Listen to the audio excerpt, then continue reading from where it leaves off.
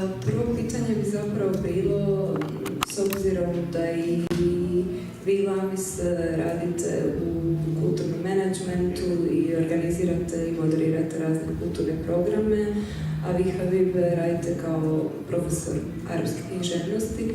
Pitanje bi zapravo oboma bilo kakvi su zapravo uvjeti rada u kulturi i književnosti u vašim zemljama.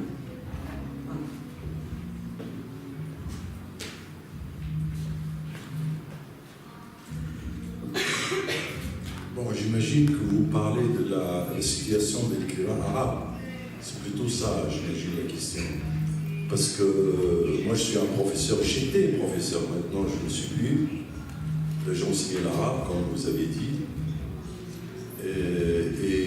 Franchement, je n'ai aucune expérience, par exemple, d'animation culturelle, où j'écris seulement du roman et je rencontre dans les salons des livres dans le monde arabe des lecteurs et on me pose des questions, je réponds.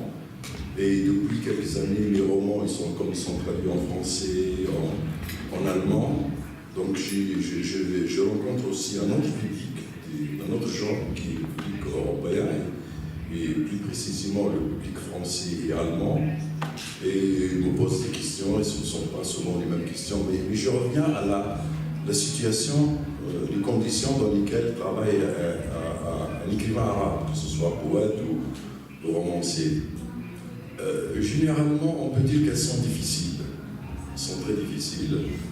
Et écrire des romans et des poètes dans le monde arabe, c'est quand même un combat quotidien, perpétuel, qu'il faut mener chaque jour, avec beaucoup de patience, et avec beaucoup de conviction aussi. Si on n'est pas convaincu, parce qu'on aime ce qu'on fait, vraiment on aime ce qu'on fait, on ne peut pas continuer. Parce que tout, en fin de compte, nous décourage. À commencer par les éditeurs.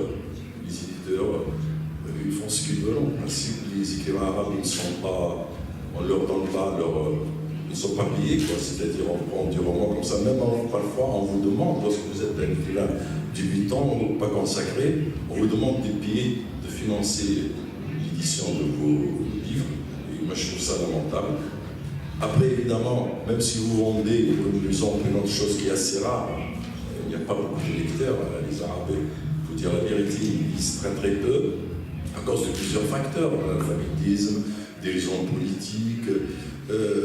Même si vous vendez un peu, si par exemple vous aurez un petit peu, quelque chose comme ça, parfois c'est vrai, ça booste les ventes, c'est l'éditeur qui ne vous donne pas votre argent. C'est-à-dire, par exemple, moi je compare ici, lorsque j'ai publié en France et chez Actes dans mon éditeur, il y a les impôts en France, on ne peut pas voler. Donc on vous dit, vous avez vendu tel exemplaire, donc on vous paye. Dans le monde arabe, il n'y a pas d'impôt, personne ne contrôle rien. Donc du coup, vous ne savez rien en fin de compte.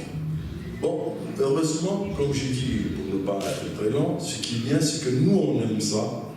Et c'est vrai, de temps en temps, moi j'adore le contact avec le public. On voit des écrivains, des lecteurs qui sont vraiment très intéressants, que ce soit en Tunisie, mon propre pays, en Algérie, au Maroc, au Liban. Parce que ce qui est bien aussi dans le monde arabe, c'est que heureusement, on a une langue qui est parlée par 300 millions de personnes.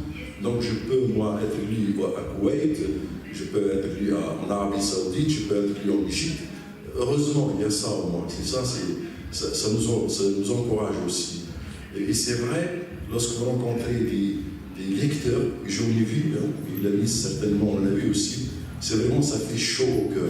C'est ça qui nous permet de résister. J'utilise le mot résister, parce qu'écrire maintenant dans le monde arabe et dans ces conditions, c'est une sorte de résistance. Bonsoir. Moi personnellement, effectivement, je travaillais dans ce que j'appelle moi l'activisme culturel, plus que l'animation culturelle, parce que ça relève plus de l'activisme. Parce que j'ai animé l'espace culturel au Théâtre National Algérien et pendant plus d'une année, j'ai animé également, l'espace culturel culturel au Théâtre national algérien était dédié à tout type de littérature, c'est-à-dire on invitait des écrivains, des romanciers, des poètes, des dramaturges aussi. Et puis j'ai animé un espace dédié à la poésie, c'est-à-dire on invitait que des poètes, on organisait des lectures de poésie et aussi des débats autour de la poésie. Et effectivement, c'est parmi les choses d'abord que j'aime faire. À côté de l'écriture et de la traduction, j'adore travailler dans l'animation culturelle parce que c'est vraiment une forme de partage, je trouve, et de partage généreux. Parce que c'est vrai qu'un écrivain a tendance à vouloir seulement écrire et à se concentrer sur ses écrits. Mais au-delà de l'écriture, c'est-à-dire recevoir des écrivains, présenter leurs écrits, leur permettre de parler, d'avoir ce contact différent avec le public, moi je pense que c'est une forme de partage très très généreux de la part d'un écrivain. Parce que je suis aussi poète et j'aime qu'on présente mon travail, donc que je présente moi-même le travail des autres. Je trouve que c'est une démarche intéressante. Et pourquoi je l'ai fait ? Parce que justement, on n'a pas beaucoup d'espace de culture, on n'a pas beaucoup d'espace, il n'y a pas beaucoup de personnes qui sont prêtes à travailler dans l'animation culturelle, et même si on trouve ces personnes-là, peut-être qu'elles ne sont pas compétentes, parce que peut-être qu'une personne qui n'a pas le niveau intellectuel requis, qui ne connaît pas ce qui se passe au niveau du paysage culturel et littéraire, n'a pas la capacité de présenter des écrivains. Donc ça aussi, c'est notre problématique. C'est pour ça que je me suis retrouvée un petit peu obligée à le faire, obligée à m'impliquer pour un peu créer une dynamique au sein du paysage culturel algérien. Parce qu'en Algérie, je pense comme un peu partout dans le monde, aujourd'hui, c'est vrai que la dynamique culturelle connaît certains problèmes. Parce que dans le monde où nous vivons aujourd'hui, avec la globalisation, avec la mondialisation, avec ce nouveau système, la culture, si elle n'est pas introduite, si elle ne vend pas, elle n'intéresse pas les gens. Et donc, essayer de promouvoir la culture, c'est pour ça que ça relève de l'activisme. Ça relève vraiment, il faut être vraiment un volontaire, il ne faut pas chercher un gain matériel, il ne faut pas chercher forcément une célébrité ou une notoriété, mais il faut vraiment faire beaucoup d'efforts et être conscient des problématiques qu'on a pour essayer de créer cette dynamique. Parce que quand vous allez, par exemple, vous avez une idée, vous voulez proposer l'ouverture d'un espace culturel, un espace de débat, un espace de lecture, et que vous avez besoin de financement, si vous allez solliciter des entreprises, des sponsors, c'est difficile, parce qu'ils ne voient pas où est le revenu économique. Donc ça fait partie aussi des problématiques. Que ce soit, je pense, en Algérie et un peu partout dans le monde. Je sais, par exemple, j'ai pu voir comment toute l'équipe de Buxa a fait des efforts pour organiser ce festival. Et je crois que toutes les initiatives, surtout si vous avez une initiative indépendante, même si moi, par exemple, en Algérie, je travaille avec des institutions officielles, parce que c'est de grandes institutions et souvent elles ont de l'argent, mais même avec ces institutions, c'est difficile, parce qu'en même temps, elles ont de l'argent, mais on veut quand même garder une certaine liberté quant au choix des invités, quant au choix des thèmes. Donc ça aussi, c'est comment maintenir cet équilibre. Par exemple, pour l'espace dédié à la poésie, qui s'appelait Rendez-vous avec la poésie, je travaille avec le ministère de la Culture. Et il faut dire qu'au départ, j'avais peur, parce que je me suis dit, bon, le ministère de la Culture, peut-être qu'ils vont imposer certaines règles, certaines conditions. Heureusement qu'ils l'ont pas fait, mais c'était quand même un risque, parce qu'une institution, en général, pas qu'une institution officielle, celui qui paye, il fait la loi, il commande. Donc, pour qu'un intellectuel essaye de créer un activisme culturel, créer un espace de débat, et en même temps garder sa liberté et garder son indépendance par rapport au financement et par rapport aux idées qu'il propose, c'est vrai que ce n'est pas une démarche facile. Hvala. Dobro, sad smo tu zapravo dotaknuli se nekakvih limita s kojima se svi nekako svakodnevno suočavamo unutar kapitalističko-tržišne dogme koja nekako dominira i više od samog ekonomskog, već i neki sklop razmišljanja i livice razmišljanja. nekako povezano s time, bi vas htjela pitati, i Alžir i Tunis zapravo su zemlje u kojima je za njihovu recentnu povijest sama ideja revolucije bila izuzetno bitna, ali koja se možda kroz nekakva recentna iskustva transformirala i zapravo me zanima na koji način mislite da se danas promišlja o ideji revolucije u vašim zemljama, upravo određeno nekakvim prethodnim iskustvima i željama i nadama.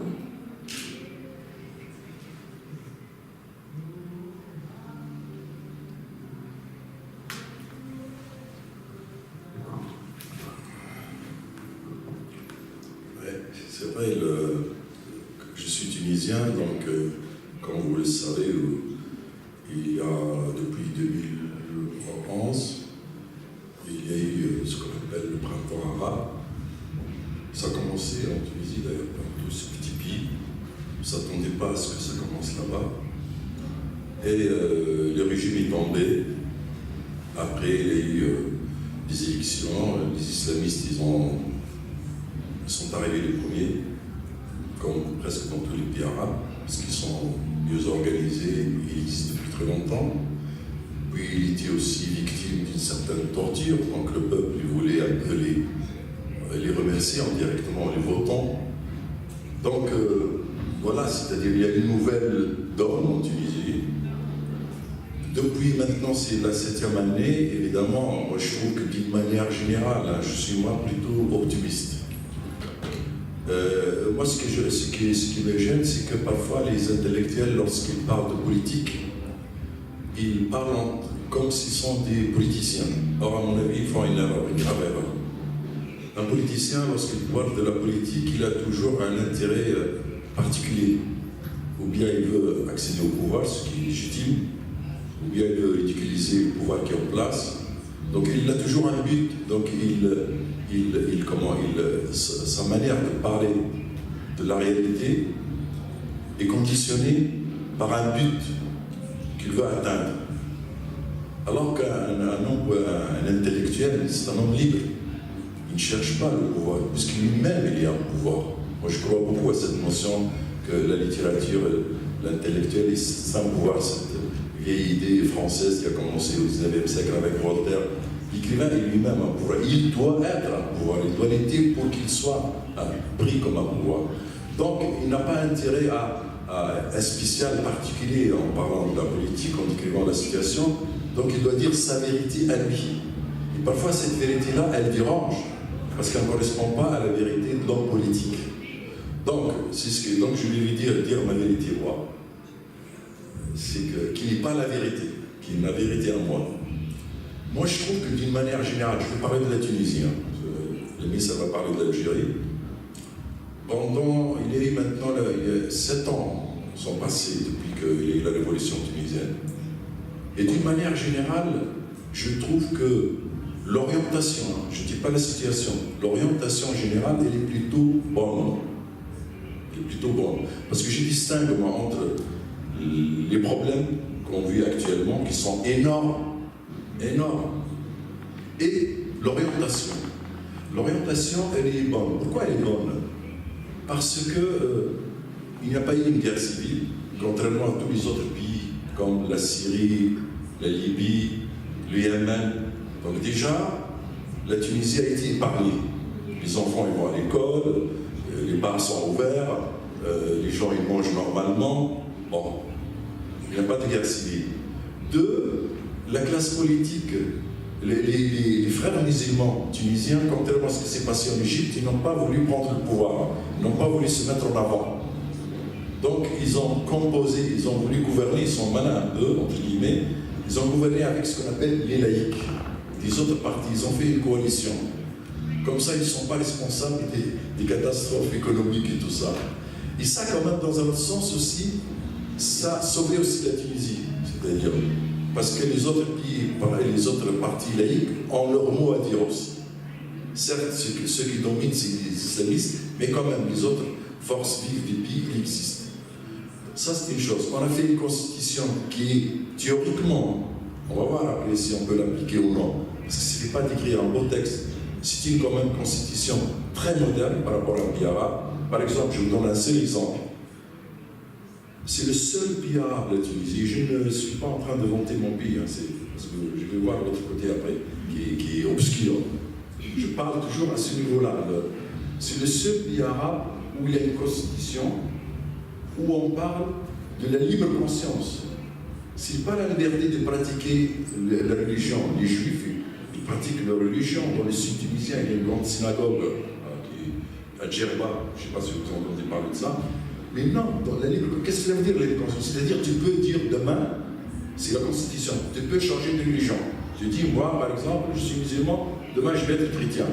En théorie, moi je ne pense pas qu'on peut appliquer ça. Si quelqu'un fait ça, on le tue, à mon humble avis. Mais au moins, c'est un petit pas, c'est dans la Constitution. Et maintenant, un autre exemple, on essaie d'établir l'égalité entre hommes et femmes dans l'héritage.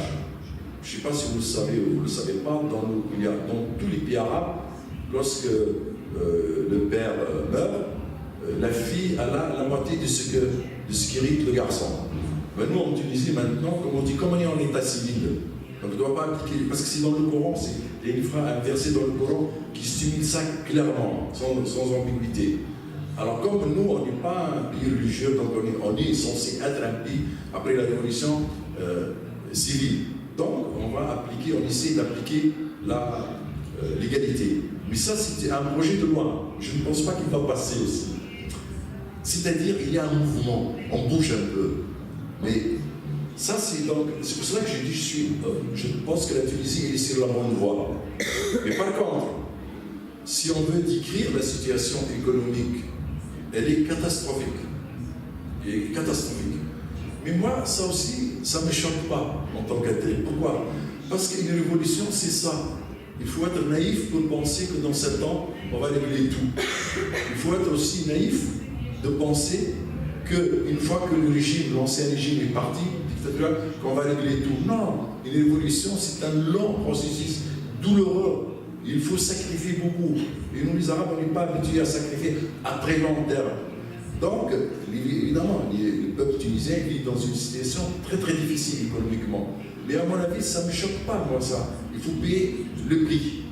Mais si ça continue comme ça pourrait déboucher sur quelque chose d'unique dans le monde arabe. Bon, alors, l'Algérie, c'est assez particulier. C'est vrai qu'on est des pays voisins, que ce soit l'Algérie, la Tunisie, le Maroc, mais ces pays sont intéressants parce que, même s'ils sont voisins, mais chaque pays a sa spécificité. Et il a sa propre histoire et son propre parcours. En Algérie, la notion de révolution, elle est très particulière. Et on la relie toujours, on fait référence, quand on parle de révolution, on fait référence à la révolution de 1954, qu'on a menée au XXe siècle contre la colonisation française. Même si quelque chose de similaire à ce qui s'est passé dans le monde arabe, ce qu'on appelle le printemps arabe, est arrivé dans les années 80 en Algérie. D'ailleurs, on dit que le premier printemps arabe, il a débuté en Algérie parce que en 88, on a eu des événements, on a eu des manifestations et qui ont abouti à une ouverture politique.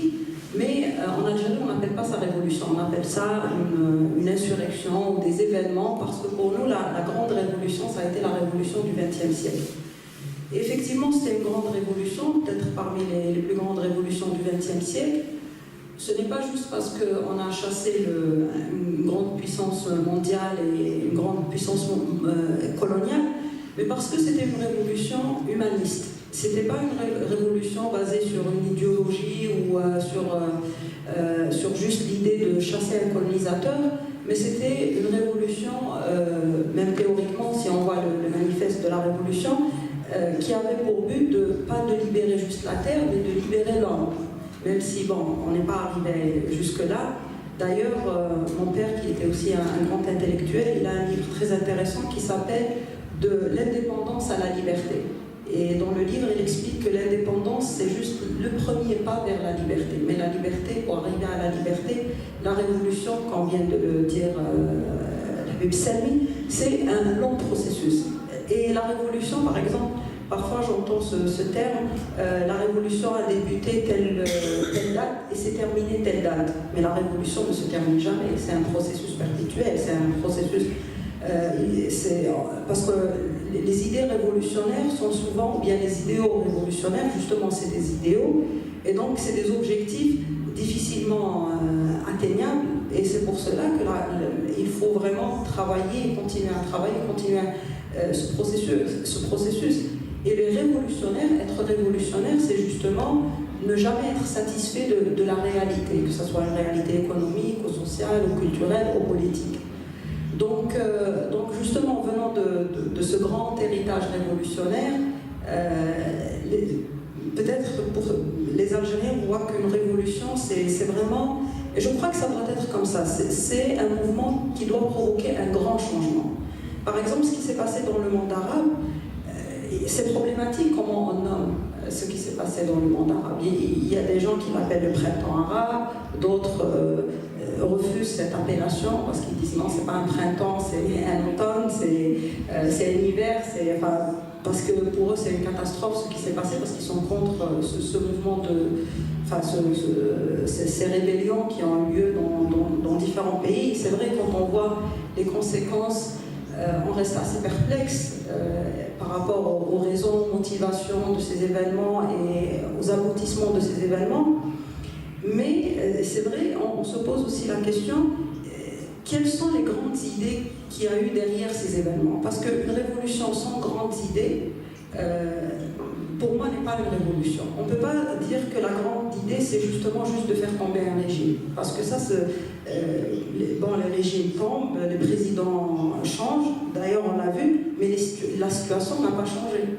Dans beaucoup de pays, on trouve, même si on a renversé un président, mais l'ancien régime est revenu on l'a chassé par la porte, il est revenu par la fenêtre. Donc au fond, rien n'a changé. On voit que des idées rétrogrades ont refait surface. Donc parfois, on se pose la question, c'est quoi une révolution? Quelles sont les idées? Est-ce qu'il y a eu une pensée? Parce que moi, je trouve qu'une révolution qui n'est pas accompagnée d'une grande pensée, qui n'est pas accompagnée d'une grande pensée philosophique, du changement, on ne peut pas l'appeler une révolution. Mais toujours est-il, quels que soient les différents qu'on peut avoir sur l'appellation, la description, l'analyse de ce qui s'est passé dans le monde arabe, moi je trouve ce qui s'est passé très intéressant. Parce qu'effectivement, aujourd'hui, des débats très intéressants, mais moi je trouve que les débats qui sont posés dans le monde arabe sont parmi les débats les plus intéressants au niveau mondial. Parce que je trouve que le problème politique n'est pas juste arabe. Dans le monde entier, on a un problème politique. Quand on voit aux États-Unis un Trump, quand on voit la montée de l'extrême droite dans l'Europe, quand on voit... on vit dans un monde sans grandes idées aujourd'hui, sans grandes idéologies. Donc on a un problème, même par rapport aux questions de la femme. On a vu l'année dernière avec le mouvement MeToo. Bon, on peut être d'accord ou pas être d'accord, mais la question de la femme, elle est toujours posée. La condition de la femme dans le monde entier est toujours posée. Donc je trouve que le débat qui a lieu en ce moment dans le monde arabe, dans les différents pays, avec les différentes situations, il est très intéressant. Hvala. Zapravo je ovo žensko pitanje jedno koje se svakako namjerava postaviti, a jedna od dimenzija tog pitanja, zapravo sam htjela se toga dotaknuti preko ovog ulomka koji nam je Habib čitao, jer on zapravo donosi tu neku priču o seksu, intimnosti, o represiji, ali i o ženskom tijelu kao objektu, posve jasno. I sad u romanu Habib između ostalog pišete, ja sam si tu zapisala, sve djevice znaju da moraju trpjeti bol kako bi postale prave žene. Tu me zapravo zanima, pitanje je naravno, oboje možete raspravljati o tome, ali me zanima koliko je ta ideja o ženskoj boli i ženskom trpljenju nekako postavljena još uvijek kao svojevrsni ideal u društvima u kojima živite i na koji način to možda tematizirate u svojim radovima.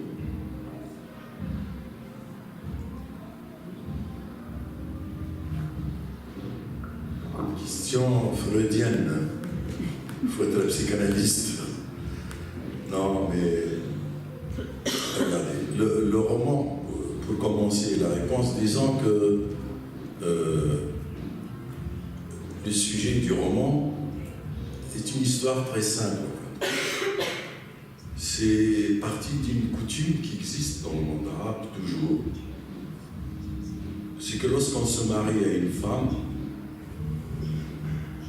il faut la dépuceler le jour du mariage. Elle doit être vierge. Hein? Elle doit être vierge. Je vais revenir à cette phrase-là, parce que tout le problème est là. Et évidemment, pourquoi elle doit être vierge? Parce qu'une femme, c'est l'honneur de la famille. Voilà, je trouvais la phrase. L'honneur de la famille repose sur la femme. C'est très important ça. Et l'honneur de la femme repose sur son corps. Et l'honneur de son corps repose sur sa virginité. Voilà, tout simplement. C'est très simple. Donc moi, je trouve ça, à cette époque-là, quand même, on est un peu évolué, quand même. On suit l'Occident, il y a quand même pas mal de changements dans le monde arabe. Jusqu'à maintenant, on tient à cette idée-là. Ce verrou-là n'a pas voulu sauter. Vous me dites, oui, je sais évidemment, que, comme vous le savez, une femme, elle devient femme maintenant, dès l'âge de 17 ans. Et dès l'âge de 17 ans, elle a besoin de faire l'amour, c'est tout à fait normal, elle a besoin d'être aimée. Mais les femmes arabes, elles sont comme toutes les femmes du monde, elles désirent, elles l'aiment. Qu'est-ce qui se passe dans nos sociétés? Il y a beaucoup de filles, évidemment, qui vivent leur vie sexuelle pleinement, à partir d'à peu près de cet âge. Mais après, lorsqu'elles vont se marier, elles se font une virginité chez les médecins. C'est une pratique très courante, presque dans tous les pays arabes. Et le problème, c'est que après le jour, pourquoi? Parce que le jour de mariage, il faut qu'on voit ces petites gouttes de sang qui, c'est pour ça que je parle de ça d'abord, qui prouvent que cette fille, elle était vierge. Donc, l'honneur est sauvé, son honneur est sauvé, et l'honneur de la famille est sauvé. Moi, j'ai traité de ce sujet-là grave, sur un ton humoristique, évidemment. Sur un ton humoristique, parce que c'est un sujet vraiment... Et ce qui me gêne, moi, au-delà de ça, parce que ce n'est pas ça qui m'intéresse, moi. Ça, c'est le canevas, si vous voulez. Ce qui m'intéresse, c'est ce qui vient après. C'est cette hypocrisie générale du monde arabe, c'est ça. C'est cette schizophrénie. Tout le monde sait que ces filles-là ne sont vierges, mais on fait comme si elles sont vierges. Et ça, on le voit dans presque tous les domaines. C'est un monde d'hypocrisie, un monde d'apparence, un monde de paraître. Et ça, je trouve ça, il faut un jour affronter ça et dire que non. Cette ambivalence, elle est terrible. Il faut affronter ça, c'est tout. Il faut que les corps des femmes se libèrent. Il y a des gens, il y en a un qui m'a dit une fois, parce que le roman il est sorti depuis 3 ou 4 ans, il m'a dit oui, mais c'est vrai maintenant, cette pratique-là n'existe plus que dans les campagnes. C'est possible. Oui, mais moi je veux, il ne faut pas dépasser ça en cachette, il faut assimiler ça. J'aimerais voir par exemple quelqu'un à la télévision qui dit, moi je me suis marié à une femme qui n'était pas vierge et ça ne m'intéresse pas, sa virginité, elle avait sa vie, c'est normal, comme moi j'avais ma vie, c'est normal, je l'ai choisi parce que je l'aime. Vous voyez, jusqu'à maintenant on est incapable de dire ça. Et tout le roman est basé sur cette histoire. La douleur, moi je ne pense pas que la douleur c'est quelque chose d'indispensable. Non, non, non. Mais comme lui, comme je dis, c'est un ton humoristique. C'est-à-dire, il doit, parce que tout le monde l'attend dehors, et lui, il est à l'intérieur, avec son visage. Je ne sais pas si vous avez compris ça, c'est aussi une pratique. On choisit, généralement, on se marie très jeune. Comment on se marie très jeune? On ne connaît pas beaucoup de choses dans le monde des femmes, donc on choisit ce qu'on appelle un ministre, hein, je traduis exactement, qui est marié, donc il connaît un peu les femmes, donc il pourrait aider, généralement c'est un ami très intime, qui peut aider son copain à passer cet examen, entre guillemets. Et donc, c'est vraiment une histoire très, très drôle, Et il doit vraiment faire tout le travail en un laps de temps précis. Plus on est rapide, plus on est perçu comme viril. Et la virilité, c'est quelque chose de très important dans ces sociétés-là. Voilà, c'est ça. Même si nous, on vit maintenant dans 10 villes, d'apparence comme les Français, comme les Croates, comme tout le monde, comme les Anglais, mais quand même, dans notre mentalité, on tient beaucoup à ça, et je trouve ça, c'est une pratique d'une autre époque.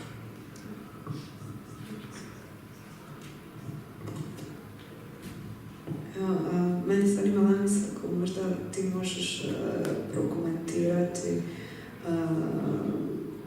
možda nekakve feminističke napore koliko postoje u Alžiru, kako su možda književnost baviti tim ženskim pitanjima i koliko postoji neki progres u tom pogledu.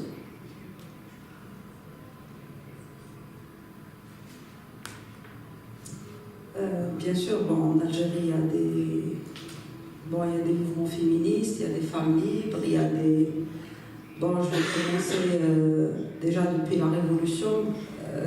La Révolution de 54, au siècle dernier, elle a été déterminante dans ce sens parce que les femmes aussi, elles ont pris les armes, les femmes aussi, elles ont lutté contre la colonisation, donc les femmes aussi, elles ont été impliquées dans ce processus de libération de la terre et de l'homme.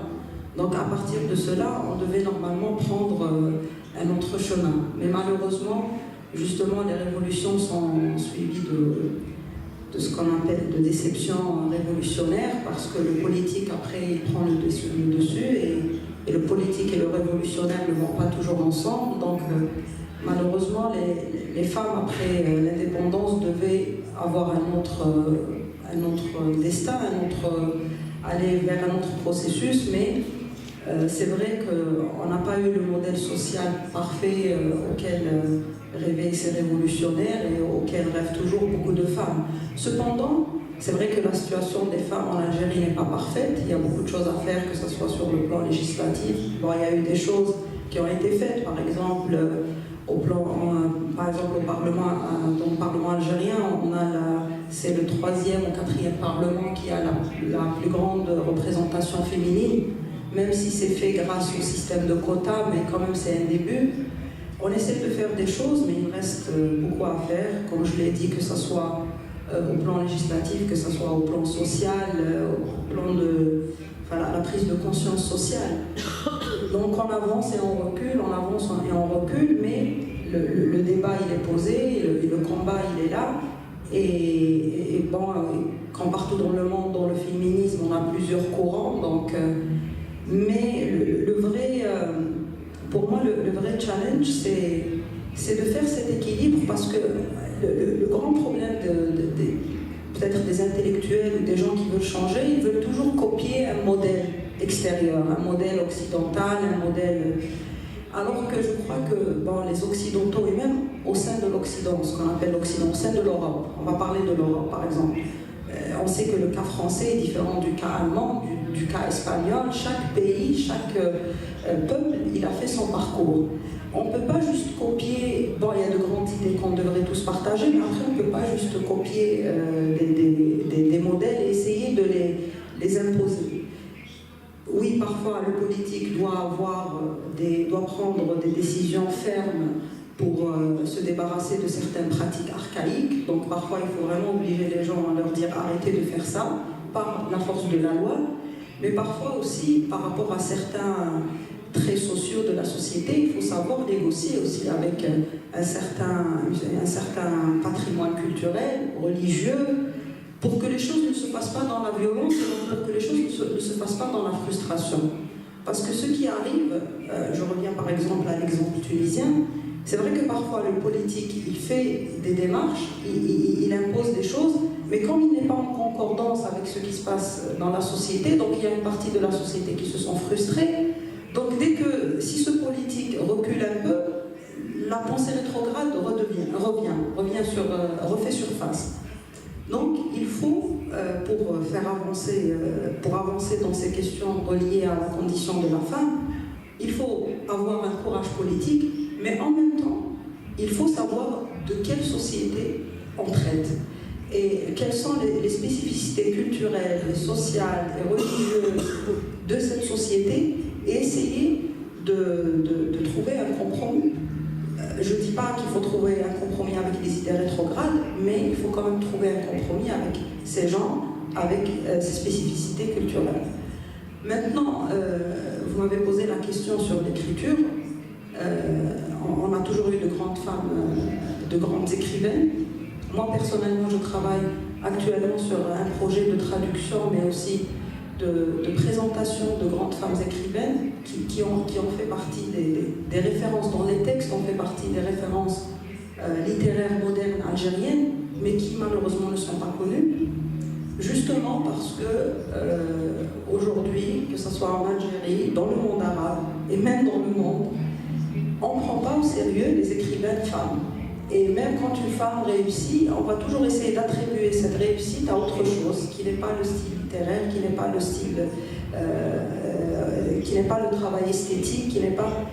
Et même, par exemple, on a un phénomène, justement, Habib Selmi, dans son œuvre, il essaie de traiter justement de ces questions sociales, de ces questions de la femme. Il y a beaucoup d'écrivains hommes qui abordent ces sujets, mais quand les femmes les abordent, elles ne sont pas bien reçues. On va toujours dire oui, c'est cette écrivaine-là qui écrit sur la femme, qui écrit son autobiographie, qui écrit comme si les femmes, et pour nous, pour les critiques, pour une certaine élite, entre guillemets, ce n'est pas des sujets sérieux.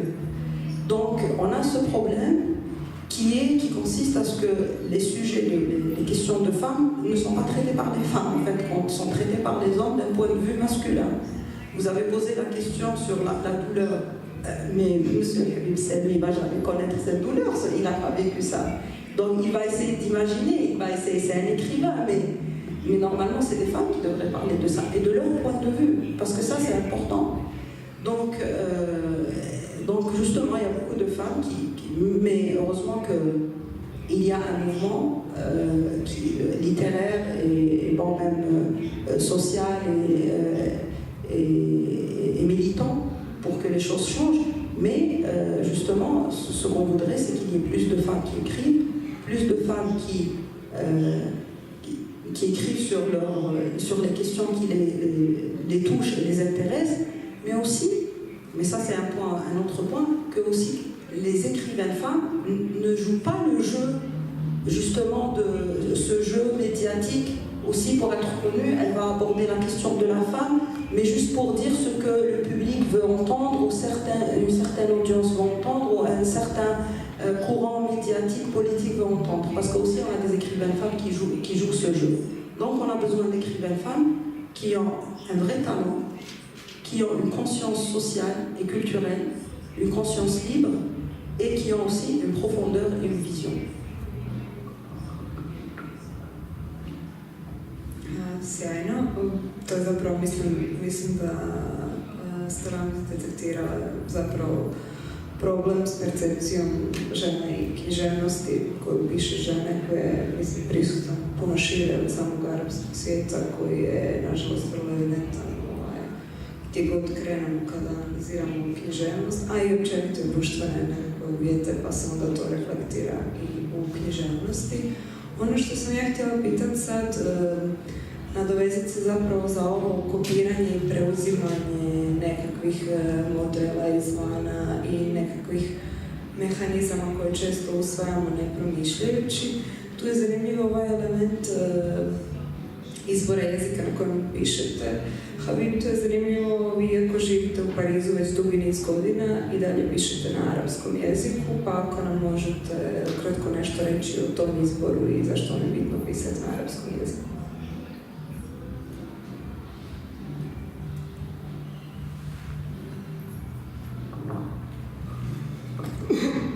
Déjà, j'ai fait une remarque sur le mot choix. En disant choix, c'est comme si, en théorie, j'ai deux possibilités et moi j'ai choisi d'écrire en arabe. Non, j'écris en arabe parce que je suis un arabe, c'est tout. Un croate, il écrit en croate. C'est évident. Souvent, on me pose cette question-là en France, je vous ai dit que mes livres sont traduits. Mais comme il y a pas mal d'écrivains maghrébins qui vivent en France, qui écrivent directement en français, la première question qu'il me balance, pourquoi vous écrivez en arabe? C'est vraiment bizarre. Pourquoi on ne demande pas à un écrivain français, pourquoi vous n'écrivez pas en anglais, par exemple? Pour moi, c'est évident, ça va de soi. Je suis arabe, ma langue elle est arabe. Évidemment, arabe, ici, il faut comprendre pas au sens racial du mot. Je suis berbère, à l'origine. Dans le Maghreb, on est tous des berbères. Ça s'appelait d'ailleurs la langue berbère. On est arabe, berbère, il y a un mélange, quoi. Les Romains, ils sont passés par là aussi, les Byzantins, donc on est un produit de plusieurs choses, en fait, donc, plusieurs cultures qui se sont accumulées. Donc, je n'ai pas choisi l'arabe, donc c'est pas le terme, à mon avis, qu'on doit utiliser. Pourquoi je n'ai pas changé de langue? Là, oui. Ben, moi, je ne pense pas à changer de langue parce qu'on habite dans un pays. Tiens, un Croate, un écrivain croate, il va vivre en allemand et tout d'un coup, il commence à écrire en allemand. C'est possible, mais ce n'est pas une raison. Ce n'est pas parce qu'il vit en Allemagne. L'écriture est quelque chose vraiment de très... C'est un acte très profond et très ambigu à la fois. On ne sait pas pourquoi il écrit d'ailleurs. Pourquoi j'écris en arabe tout d'abord parce que j'adore cette langue, donc c'est ma langue, donc je continue. Certes, je vis en France, j'adore le français d'ailleurs, j'aime beaucoup le français, je lis beaucoup en français. C'est-à-dire, c'est pas quelque chose qui est contre le français. Et puis, écrire en arabe, c'est aussi, c'est pas évident, c'est-à-dire, c'est pas parce que ma langue elle est arabe, donc la tâche est facile. Parce qu'un écrivain, il doit créer sa propre langue à l'intérieur de la langue. C'est un travail perpétuel, un travail de combat, en fait, pour trouver le mot juste. Parce que la langue arabe, c'est une vieille langue de 14 siècles. Il faut la travailler, il faut la pousser pour qu'elle dise exactement ce que j'ai envie de dire. C'est pas évident parfois. C'est vraiment trouver le mot exact. Lorsqu'on écrit dans une autre langue, à mon humble avis, tout change. Moi, je suis vraiment contre cette définition de la langue arabe comme quoi c'est la langue est un moyen d'expression. Je trouve ça vraiment très, très superficiel comme définition. Parce que je considère que la langue est tout. C'est la pensée de la langue. Si on change de langue, tout change. Tout. Parce que les mots ne sont pas neutres. Vous prenez un mot, il charrie toute une histoire derrière lui. Ce mot a été travaillé par d'autres écrivains. Chacun a laissé sa petite trace. Voltaire, Rimbaud, tout ça, vous prenez le français. Donc en écrivant une langue, en fin de compte, on entre dans cette logique de cette langue. On entre dans cette stratégie de pensée. On ne peut pas voir le monde de la même manière. C'est un autre monde, on le perçoit différemment, parce qu'on le réfléchit différemment, à travers d'autres structures mentales. La langue, elle t'emmène à des structures mentales qui, elles-mêmes, t'emmènent à poser des questions, à percevoir les choses différemment. Donc c'est vraiment un processus très important, très très important, parce qu'il y a beaucoup de choses qui nous dépassent, qui s'exprime à travers la langue, à travers nous. Lorsque vous êtes un écrivain, par exemple, français, ben, il y a Flaubert qui est dans cette langue-là, Rimbaud qui est dans cette langue-là, tous les écrivains français qui ont marqué cette langue, eh ben vous les avez. Et ça sort, en quelque sorte, d'une autre manière. Alors que lorsque vous écrivez en arabe, eh ben, je pense... Vous restez au moins vous restez dans votre identité. Pour revenir à l'histoire de... Attends, j'ai une idée que j'ai oubliée. On l'avance dans un sens. J'ai perdu l'idée. C'est pas grave, peut-être revenir après. C'est un enchaînement d'idées. Voilà, j'ai trouvé. Tant que je n'ai pas... Peut-être un jour j'écrirai en français. C'est vrai que je vis en France, je parle en français chaque jour. Et petit à petit, cette langue m'est familière, elle entre dans mon monde intime. Mais moi, chaque jour, pour que l'arabe reste dans mon corps, chaque jour, je dois parler en arabe. Parce que j'ai une relation physique avec la langue, charnelle. chaque jour, même je suis tout seul, je suis tout seul dans la maison, je dois parler en arabe, je dois écouter des sons arabes. Et parfois, il y a des radios arabes à Paris, lorsque je prends ma douche, j'ouvre la radio, en fin de compte, ça ne m'intéresse pas les nouvelles, parce que je les connais, je lis en français, je ne sais pas quoi, en anglais. Ce qui m'intéresse, c'est que ce mélange de sons, al-ha, al-kha, al-qa, comme l'eau qui descend sur mon corps, je veux que m'abreuve de ce mélange, cette musicalité, il faut qu'elle reste dans mon corps.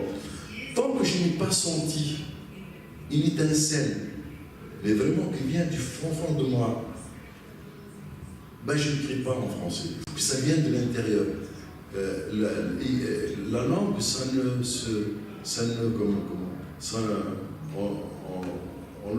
se dissipe pas en fin de compte. C'est quelque chose qui doit venir de l'intérieur. Peut-être un jour, je vais sentir que cette langue-là, la langue française, est tellement forte en moi, elle m'a tellement traversé que je peux à ce moment-là écrire vraiment. Et remarque, pour terminer, d'ailleurs j'écris des articles en français, mais ça c'est autre chose. Mais l'écriture, c'est du roman et tout ça. Jusqu'à maintenant, je ne sens pas le besoin d'écrire en français, ni dans une autre langue d'ailleurs. Sad zapravo ste kročili nogom u moje sljedeće pitanje nesvjesno, a pitanje koje želim postaviti Lamis u eseju, u autobiografskom eseju o svom ocu, ti zapravo vrlo eksplicitno ulaziš u prostor neke duboke intime. Pisanje uvijek je duboko intiman čin, ali ovdje je to vrlo evidentno i tematski naglašeno. Zanima me kako je zapravo došlo do toga i koliko misliš da je težak i potreban takav čin ili koliko je tebi bio težak i potreban u ovom konkretnom slučaju?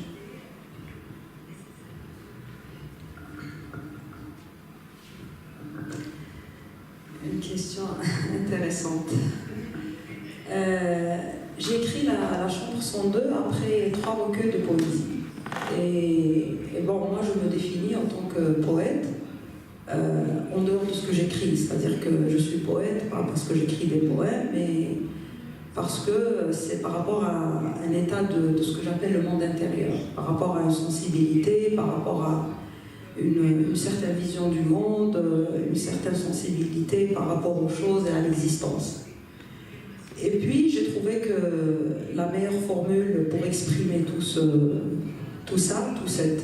cet état, cette sensibilité était la poésie. Parce que la poésie justement, dans la poésie la langue change de fonction. Parce que la langue, dans tous les domaines, on l'utilise pour transmettre le sens.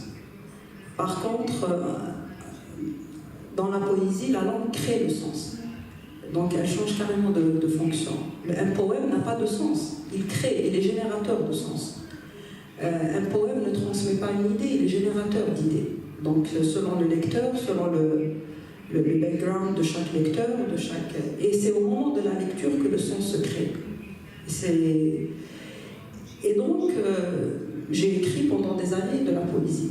Et pourquoi aussi je voulais écrire de la poésie? Pourquoi j'aime écrire? Parce que j'aime bien cette forme courte, cette forme précise, cette forme... Parce que un poème, c'est comme un corps parfait. On ne permet pas des kilos en plus. S'il y a 1 kilo en plus, ça fait fausse note. Chaque mot pèse dans un poème, chaque virgule, chaque lettre. On doit être très précis. Et moi, j'aime bien être précise et en temps normal, j'aime pas trop bavarder, j'aime pas trop... La langue, je trouve que c'est très précieux. On ne devrait pas l'utiliser comme ça à tort et à travers. C'est pour ça que j'aime cette forme concise de la langue qui peut être dans un poème. Et puis, il y a eu aussi ce qui m'a attiré, cette idée de la métaphore. Parce que la métaphore, en fait, un peu, c'est comme des vêtements, on se cache derrière la métaphore. C'est intelligent qu'on forme parce qu'on crée des liens entre le monde extérieur et le monde intérieur. On essaye de décrire le monde intérieur en trouvant des références dans le monde extérieur. C'est ça une métaphore. Mais on se cache aussi, parce que ça nous permet de ne pas se révéler, de ne pas se mettre à nu. Parce que justement, ils disent non, quand on écrit, on se met à nu. Non, en poésie, je crois que c'est différent. Et puis, il y a eu cette expérience, là, le décès de mon père, au mois de septembre 2014. Moi, pour moi, l'écriture, je dis toujours, jusqu'au jour d'aujourd'hui, je dis que l'écriture est la trace, et non pas l'expérience. Moi, j'écris pas pour raconter l'expérience de ma vie ou de quelqu'un d'autre. Bon, chacun peut raconter son expérience, mais l'écriture littéraire n'est pas l'expérience, mais la trace que laisse l'expérience dans notre monde intérieur. C'est pour cela, pour moi, par exemple, un poète, c'est comme un archéologue. Il est à la recherche de la trace. Donc, quand on dit trace, on dit distance. Distance temporelle, distance physique, distance, on a besoin de distance. Par exemple, si je vis une histoire d'amour, je ne vais pas écrire tout de suite un poème. Je vais attendre la trace de cette histoire pour après aller la chercher et écrire.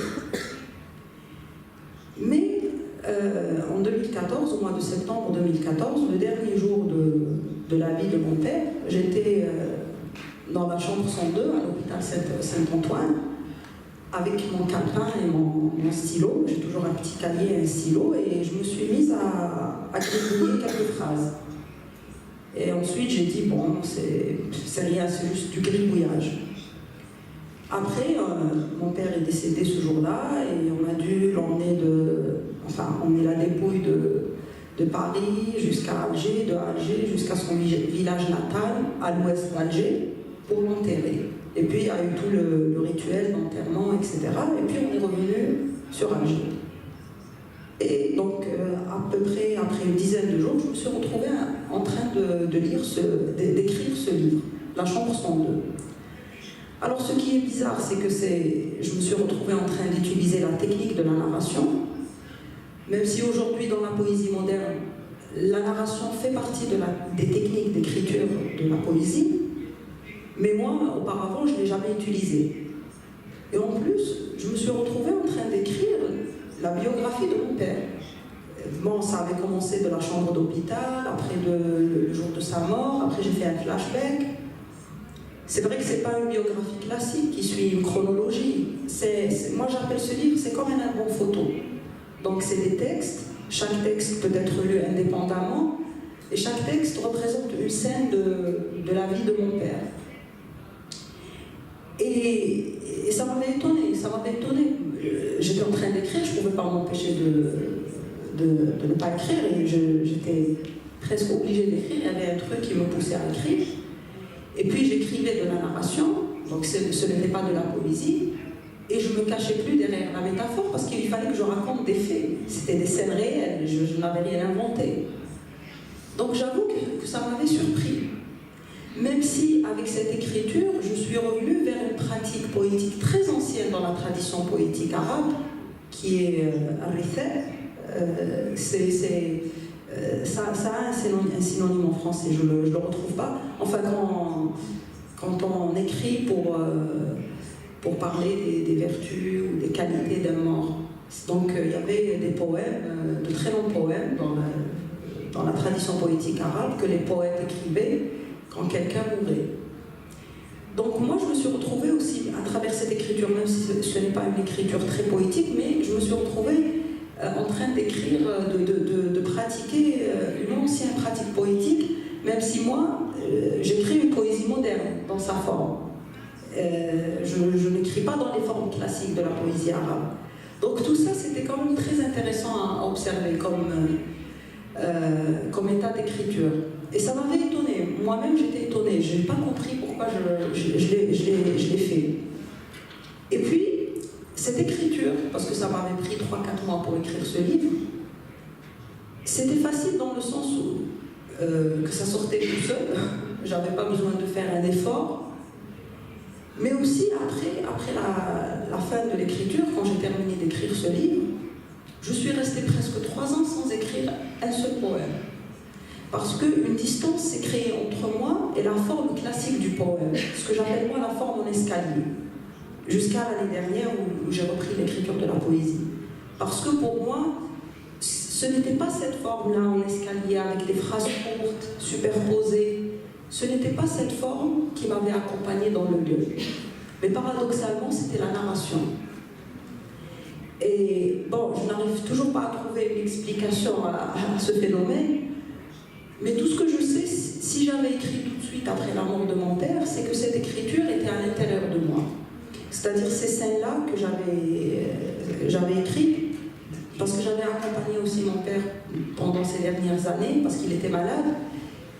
Lui, il n'arrêtait pas de me raconter ces scènes-là, parce que pour lui, il les considérait comme des scènes clés dans sa vie. Parce que c'était quelqu'un qui avait eu un parcours très intéressant. C'était un grand intellectuel, un grand homme politique, un militant avant tout. Et il connaissait les scènes clés de sa vie, donc il me les racontait tout le temps. Et puis de son vivant, moi j'ai toujours su que c'était une personne exceptionnelle, objectivement, mais je ne pouvais pas le dire de son vivant. Donc après sa mort, comme si la mort, le moment de la mort était un moment libérateur. Il avait libéré cette écriture, et c'est ce qui a fait que c'est sorti comme ça.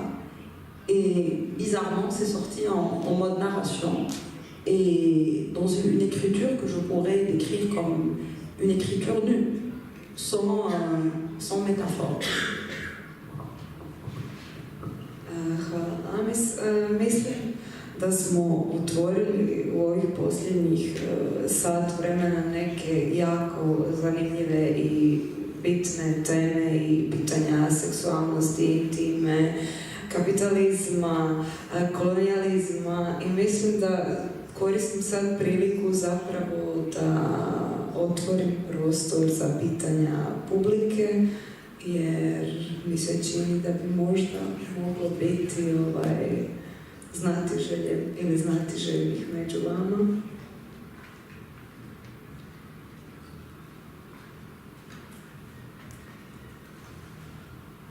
Koliko... Mika, morat ćeš nam doći na mikrofon ili ću ja ponoviti? Može. Ja sam htjela pitati Lamis, s obzirom da ima jednu cijelu seriju pjesama koje smo preveli. Znači, s obzirom da postoji cijela jedna serija pjesama koje smo preveli od Lamis o filmu i koje koriste filmske motive, zanima me da nam možda malo kažete, niste čitali tu večeras tu poeziju, ali da nam kažete nešto o tom ciklusu. On se vrlo nadovezuje na ove razgovore o intimi, o tijelu, ali nekako i o sakrivanju iza kamere, odnosno doživljavanju kroz kameru. Pa evo, ako možete malo prokomentirati.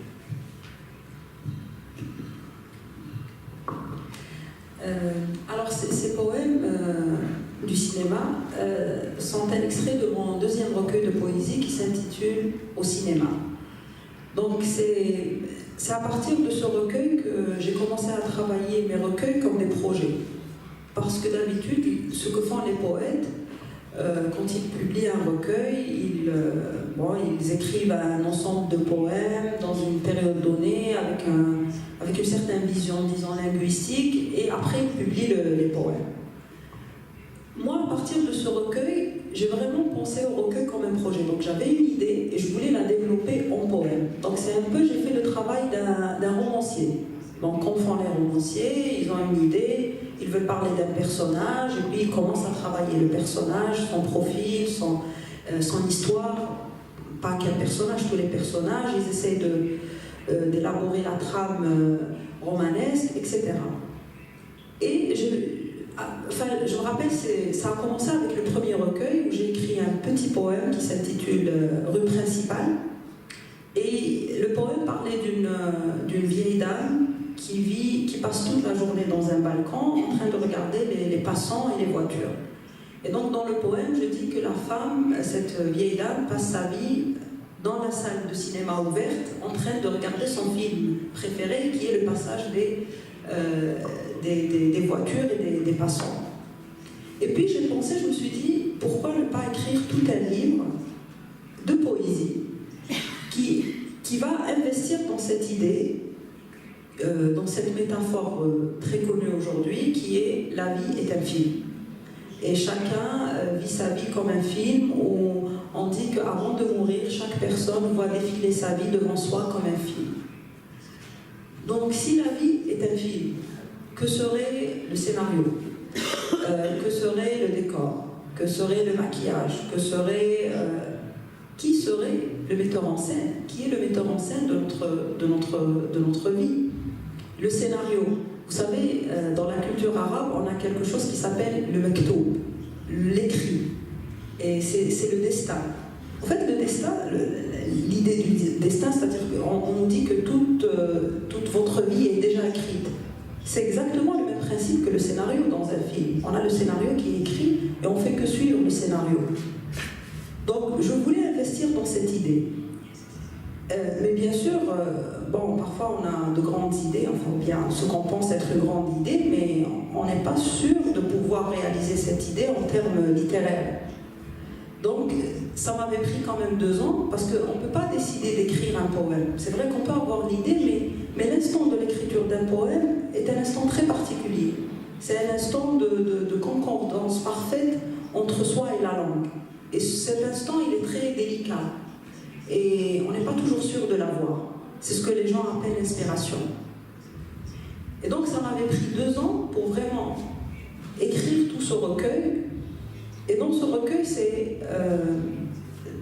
c'est une suggestion de ce que pourrait être la vie à travers, si on la pense comme un film. Donc c'est un livre très, disons, philosophique, très, disons, mental. C'est-à-dire, ce n'est pas un livre sentimental, ce n'est pas... c'est vrai que ça pousse à réfléchir, mais en même temps, il est écrit dans un langage, je voulais qu'il soit écrit dans un langage assez simple, comme le cinéma. Pourquoi les gens adorent les films? Parce qu'il y a la langue des images. Et la langue des images, ou le langage imagé, il est accessible. Donc moi, je voulais que ça soit aussi même, la langue, je voulais qu'elle soit accessible. Parce que, par exemple, dans mon premier recueil, j'utilisais des métaphores complexes, avec un langage complexe. Pour moi, c'était ça la poésie. Et puis, dans le film, dans le recueil au cinéma, je voulais simplifier la langue, sans simplifier l'écriture. L'écriture n'est pas simpliste, elle est très profonde. Il y a plusieurs couches enfin, plusieurs niveaux de lecture. Mais c'était une réflexion. Par exemple, pour vous donner une idée, par exemple, le casting dans un film normal. Donc, on a le scénario qui est écrit, les rôles ils sont bien écrits, et puis il y a le scénariste avec le metteur en scène qui vont chercher un acteur qui correspond au rôle qui est écrit, qui correspond au trait physique et au trait aussi du personnage. Mais après, quand j'ai pensé, je me suis dit, bon, dans la vie, que serait le casting? Parce que nous, on est déjà là. Les acteurs sont là. Mais chacun de nous se pose cette question. Quel est mon rôle dans la vie? Donc, au fait, le casting dans la vie, c'est l'inverse. Les acteurs sont là, mais chacun, il cherche son rôle. Donc ça, c'était parmi les suggestions que je faisais dans ce livre. Donc, j'essayais de justement, en utilisant la technique du cinéma, aussi écrire de la poésie et proposer une vision de la vie. Mais ce n'est pas que ça. Même au niveau de l'écriture, j'ai essayé d'écrire des poèmes en forme de scène. Par exemple, dans une scène de film, on a le décor, la musique de film, et puis la scène elle-même. Donc moi, j'ai des textes qui commencent par musique du film. Donc la musique, c'est des poèmes très anciens, ou des poèmes de Neruda, ou des poèmes. Et puis le décor, ou si j'écris un texte qui pour moi représente le décor, et puis je décris la scène. Donc je voulais même investir dans les techniques cinématographiques pour élaborer la métaphore. Donc voilà.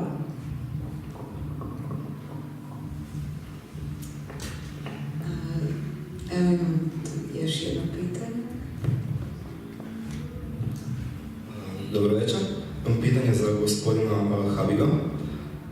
Kao što smo čuli iz ulomka koji je bio pročitan, znači vi se u vašim pripovijestima, romanima bavite i nekim aktualnim političkim i ideološkim temama. Zanima me koja je razlika, živite u Francuskoj, Zanima me koja je razlika u recepciji u primjerice Francuskoj i u arapskom svijetu s obzirom na teme kojima se bavite. Postoji li?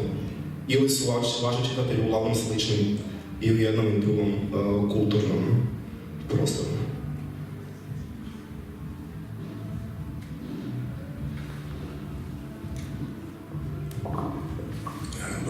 Peut-être le mot idéologie un peu... Je ne crée pas de l'idéologie, évidemment. J'essaie d'écrire des œuvres, des romans, mais qui traitent des problèmes de la société. C'est normal, on écrit sur la réalité. Justement, parce que lorsqu'on dit idéologie, on parle de slogans, on parle d'idées arrêtées, on parle de choses qui existent déjà et on essaie pas le copier, de se conditionner avec ça. Alors, moi non, je parle plutôt de la réalité. Je ne parle pas de l'idée, je parle de la réalité. Elle m'intéresse beaucoup, la réalité. Pour revenir au lecteur, pour moi c'est très simple. C'est vraiment très simple. Moi je suis un écrivain arabe, mon public il est arabe, j'écris pour des lecteurs arabes, point. Vraiment ça ne se discute pas. Mais évidemment, comme j'ai un peu de chance, comme pas mal d'écrivains arabes, lorsqu'on est traduit en français, en anglais, en allemand, évidemment, on a d'autres publics. Bon, il est restreint, certes, mais quand même, il y a un petit public qu'on voit à des occasions précises, par exemple les salons de livres, lorsqu'on organise certains événements culturels. Mais ce public-là, évidemment, il ne pose pas les mêmes questions. Ça c'est clair. Parce qu'on ne nous lit pas de la même manière. On nous lit, dans le pays arabe, on vous lit en tant qu'écrivain arabe, c'est-à-dire à travers une certaine grille, en pensant à certains problèmes, en pensant à une certaine vie, en pensant à certaines questions. Et ça c'est évident. On vous lit avec une mentalité arabe, si vous voulez. Alors qu'en français, on vous lit avec une mentalité française. Donc on va vers des questions, vers des sujets qui peut-être ne sont pas très intéressants pour les lecteurs arabes. Par exemple, on parle beaucoup de la condition de la femme, parce que c'est un sujet qui leur tient à cœur, et d'ailleurs à raison, je suis d'accord avec eux. Ils me posent beaucoup de questions, on me pose des questions sur l'islam par exemple, on me pose beaucoup de questions surtout la femme et l'islam. Et maintenant il y a quelque chose un thème qui est intéressant, qui nourrit les débats lorsqu'on a une rencontre avec une écrivain, c'est le terrorisme aussi. C'est vrai, de plus en plus il y a des actes de terrorisme en Europe, et on nous demande notre point de vue. On nous pose aussi des questions sur la langue arabe, et ça c'est vraiment un sujet délicat.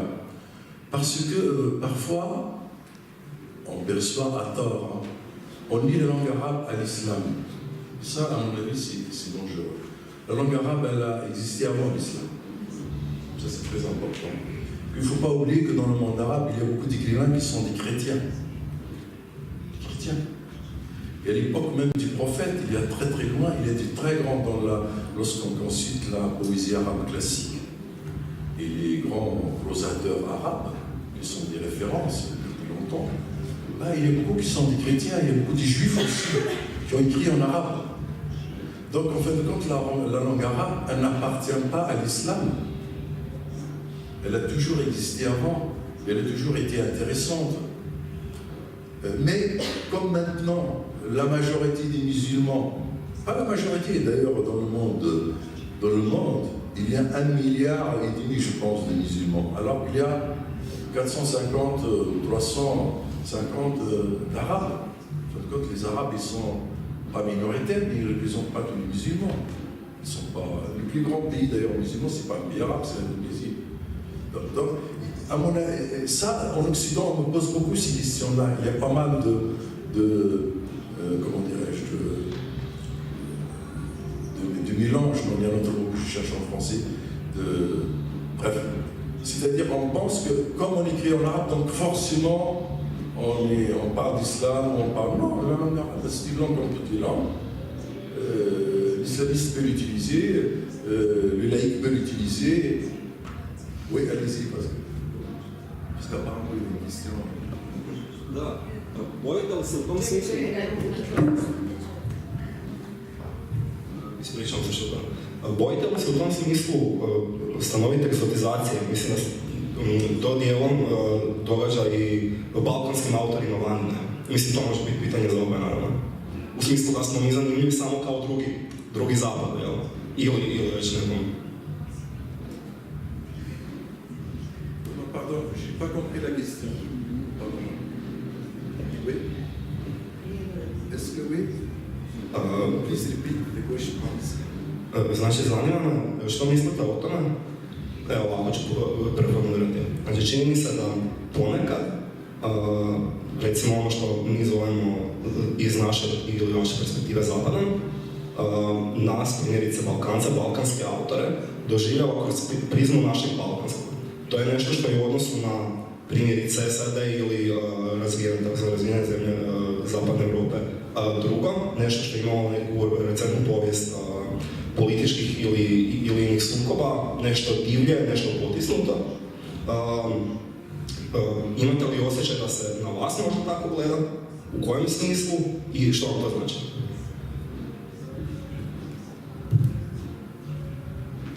Le mot que j'ai cherché tout à l'heure, amalgame, voilà, c'est-à-dire un mélange. Je suis tout à fait d'accord avec vous, effectivement, on est dans le même bain, les écrivains balkans et les écrivains arabes, tous ces écrivains qui viennent de, entre guillemets, petite culture. Moi je ne crois pas à ça, la petite culture. Toutes les cultures sont importantes, à mon avis. C'est vrai, on essaie de nous voir comme à travers. En fin de compte, on ne nous lit pas. C'est ça qui me gêne, moi, parfois. On ne nous lit pas comme écrivain, comme œuvre. Par exemple, au lieu de lire mon roman comme une œuvre littéraire qui pourrait plaire comme ne pourrait pas plaire. Ils ont raison de ne pas aimer.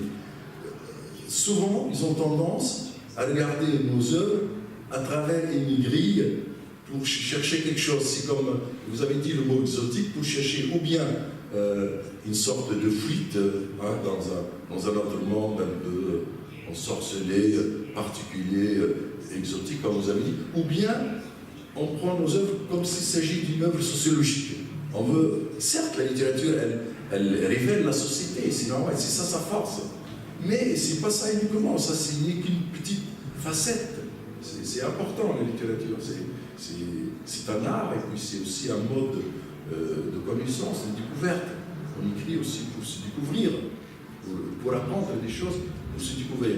Mais c'est vrai, on nous limite parfois, je vous assure, les écrivains arabes, effectivement, ils nous mettent dans un certain schéma, c'est-à-dire la littérature balkanique, elle souffre de ça, et nous, on est différents, on est dans le même camp, on souffre de la même chose. Mais heureusement, de plus en plus, il y a pas mal quand même de critiques d'hommes intellectuels français. Je parle de la France essentiellement parce qu'on est traduit en français, parce que c'est le pays qui traduit plus la littérature arabe pour le moment, et à côté des Anglais un peu. Je trouve que c'est de plus en plus quand même la littérature arabe, on essaie quand même, de toute façon, nous, on essaie de les pousser pour qu'ils nous perçoivent différemment, pour nous lire vraiment. Nous lire, non. Par exemple, il y a un roman, pour illustrer ce que je viens de dire. On commence à traduire la littérature arabe en français depuis peut-être maintenant 20 ans. Depuis que Mahfouz a eu le prix Nobel. Si vous connaissez Naguib Mahfouz. C'est vrai, la traduction, surtout en français, elle a pris vraiment un sourd. Mais toujours, ça reste toujours limité quand même, un public restreint, ou un public académique, des chercheurs. C'est-à-dire, récemment, il y avait un écrivain égyptien qui a fait vraiment un boom. Il est devenu un best-seller, mais vraiment un best-seller. Par exemple, son roman qui a été traduit en français, il a vendu quelque chose comme 190 000 exemplaires. Chose qui est rare, même pour un écrivain occidental. Et presque tous ces romans en anglais, partout, chaque fois qu'il est traduit, 200 000 exemplaires. Un écrivain arabe, traduit de l'arabe. Il n'est pas écrit directement en français. C'est un Égyptien comme par hasard, et il parle des frères musulmans. Et je me rappelle d'ailleurs, lorsque pour lancer le roman, il y avait un chercheur français qui a écrit un article dans Le Monde, qui est un grand journal français. Il dit, on doit lire ce roman-là, si on lit ce roman-là, on comprend pourquoi les Arabes ils mettent des bombes dans le métro. C'est ça qui a lancé vraiment le roman. C'est vrai, donc je Je confirme ce que vous dites. Mais quand même, il ne faut pas perdre l'espoir. Il y a toujours, tu sais, la France est un pays très vaste, il y a plusieurs milieux, il y a plusieurs sortes d'intellectuels. C'est varié, c'est multiple. C'est ça ce qui nous intéresse. Il y a des gens qui nous disent sérieusement. Mais c'est vrai, on est victime de ça. Et j'imagine la littérature aussi balkanique est victime de ça aussi.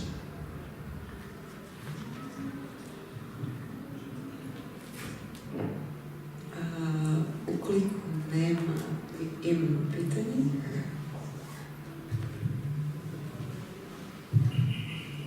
Dobro večer. Molim vas, gospođa Lamis, tako? U pjesmi kažete ovako kao pjesnik je onaj koji počinje živjeti kada ostari.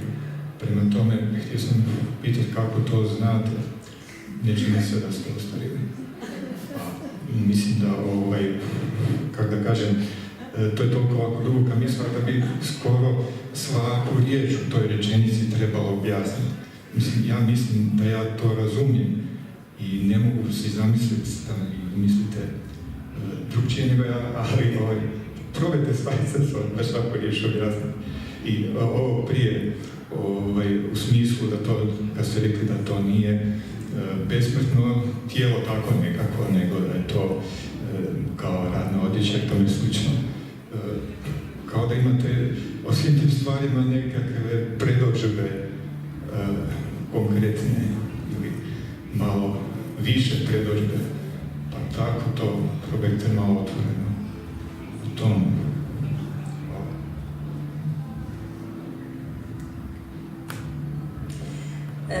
Dans les extraits que j'ai lus, c'est des poèmes très courts. Dans l'extrait que vous avez cité, celui que... Alors, dans les extraits que j'ai lus, les extraits très courts, c'est des poèmes très courts. Il y avait la phrase que vous avez citée, le fragment que vous avez cité. Être poète, c'est commencer sa vie avec une certaine vieillesse. Alors, ces fragments-là font partie d'un recueil de poésie qui s'intitule « Extrait de mes négociations avec la mort ». Alors, j'avais écrit ce recueil quand mon père était malade. L'expérience de la maladie et la mort de mon père a beaucoup influencé mes écrits ces dernières années. Et donc, j'ai commencé à écrire ces petits fragments, alors qu'avant, j'écrivais des poèmes plus ou moins longs. Pourquoi j'ai écrit ces petits fragments-là? Parce que ce sont des négociations avec la mort. La mort est un être rapide, précis, et très... on n'arrive pas à l'attraper. Donc quand on parle avec lui, quand on discute avec cet être, avec cette créature, il faut être rapide et précis. C'est pour ça que j'ai choisi cette forme très courte, ces fragments très courts. Après, quand on négocie avec la mort, on va négocier autour de quoi? On ne va pas négocier autour de la mort. On va forcément négocier autour de la vie, autour de l'amour, autour d'autres choses. Donc ce recueil, bien ces fragments que j'ai lus, c'est une sorte de réflexion aussi autour de la vie, autour de la mort, de l'amour, autour de la poésie aussi. Qu'est-ce que la poésie? Et dans ce recueil, vous allez trouver beaucoup de définitions de la poésie. Il n'y a pas une seule définition, évidemment, il n'y a pas de définition, mais j'ai essayé comme ça de définir. Et parmi ces définitions, justement, être poète, c'est commencer sa vie avec une certaine vieillesse. C'est vrai que je n'ai pas connu la vieillesse du corps, enfin, si, ça commence à venir. Mais bon, mais la vieillesse, c'est pas juste un état physique. La vieillesse, c'est aussi un état de l'esprit. C'est quoi la vieillesse? La vieillesse, pour moi, peut-être, à l'époque, c'est la perte de l'innocence. C'est quand on voit le monde, qu'on n'arrive pas justement à accepter le monde tel qu'il est. C'est quand on n'accepte pas la réalité, et justement on devient rebelle, et on devient poète comme ça, parce que c'est quoi la poésie? C'est un état de rébellion, c'est un état de refus de la réalité. C'est pour ça la poésie, c'est aussi une dynamique du changement. Donc quand on se rend compte que ce monde dans lequel on vit, il ne nous plaît pas, tel qu'il est, et on veut le changer, que ce soit à travers la langue, que ce soit à travers sa propre vie, parce que le poète ne crée pas juste dans la langue, il crée aussi dans sa vie réelle, il essaie de vivre une vie différente. Là, on devient vieux, parce qu'on perd cette innocence, on perd cette spontanéité, on perd cette illusion. Parce que c'est quoi la vie? C'est la perte de l'illusion. Et moi, personnellement, je suis quelqu'un qui n'a pas d'illusion. Parce que je crois que le poète ne devrait pas avoir d'illusion. Ça vous paraît peut-être étrange, mais parce que les gens, ils ont cette idée très cliché du poète qui rêve, qui vit du rêve, de l'illusion, qui contemple les étoiles. Moi, j'ai une idée complètement différente. Au contraire, un poète, c'est quelqu'un qui s'est rendu compte que, justement, il faut vivre sans illusion, et la réalité en elle-même est une illusion. C'est pour ça qu'il faut créer sa propre réalité. Après, il y a un autre fragment où je dis, par exemple, ce corps qui n'est pas fait pour l'éternité, ce corps qui ressemble à l'uniforme des travailleurs.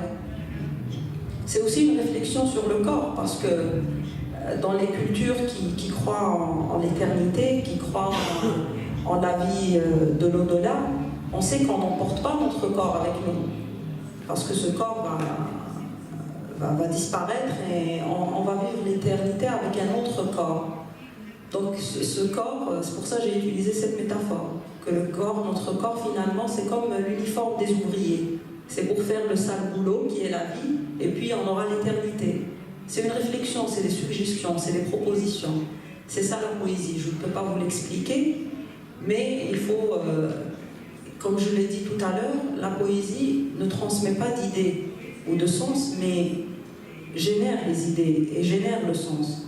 Donc c'est à vous de voir en lisant quelles seraient les idées ou quels seraient les sens que peuvent suggérer mes poèmes. Voilà.